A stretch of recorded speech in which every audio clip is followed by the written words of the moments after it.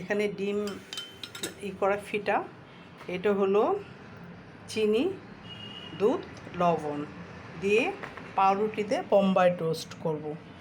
এখন আপনাদের ফিটে এবং কি দিয়ে উপকরণ দিয়ে করব এটা দেখালাম। দুধ, চিনি, লবণ, ডিম।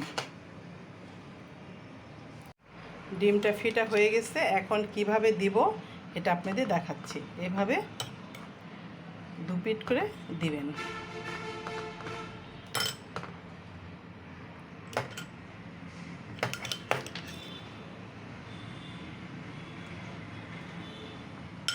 একটা প্লেটের ভিতরে নিয়ে, কারণ ডিম তো পড়ে যেতে পারে, একটা প্লেটের ভিতরে নিয়ে তারপরে এভাবে দিবেন। এখন ভাজবো। এটা নাস্তাও ব্যবহার করতে পারেন বিকেলে, আবার গেস্ট আসলেও এটা দিতে পারেন, কারণ ভালো লাগে। আবার বাচ্চাদের টিফিনেও দিতে পারেন, বাচ্চারা অনেক পছন্দ করে এই খাবারটা।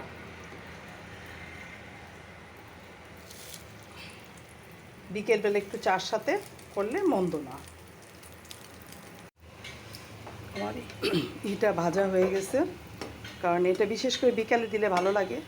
গৃহিণীদের সকাল হলেই সকালে কি খাবে নাস্তা, বিকাল দুপুরে রান্না কি, রাতের খাবার কি, বিকেলে নাস্তা কি, আবার নতুনত্বও লাগবে। আমার ভাজাটা হয়ে গেছে, কারণ প্রতিদিন এক নাস্তাও দেওয়া যাবে না, একদিন একটা নাস্তা দিতে হবে, কারণ এক নাস্তা খেতে চায় না। তাই মনে করেন আপনি যদি একদিন বিকেলে এই ধরনের নাস্তা রেডি করে চার সাথে দেন, খুব ভালো লাগবে।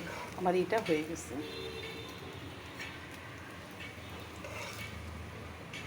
সবাই ভালো থাকবেন। আল্লাহ হাফেজ।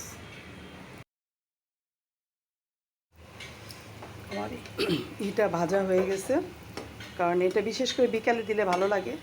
গৃহিণীদের সকাল হলেই সকালে কি খাবে নাস্তা, বিকাল দুপুরে রান্না কি, রাতের খাবার কি, বিকেলে নাস্তা কি, আবার নতুনত্বও লাগবে। আমার ভাজাটা হয়ে গেছে, কারণ প্রতিদিন এক নাস্তাও দেওয়া যাবে না, একদিন একটা নাস্তা দিতে হবে, কারণ এক নাস্তা খেতে চায় না। তাই মনে করেন আপনি যদি একদিন বিকেলে এই ধরনের নাস্তা রেডি করে চার সাথে দেন, খুব ভালো লাগবে।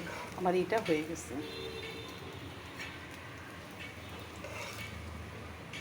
সবাই ভালো থাকবেন। আল্লাহ হাফেজ।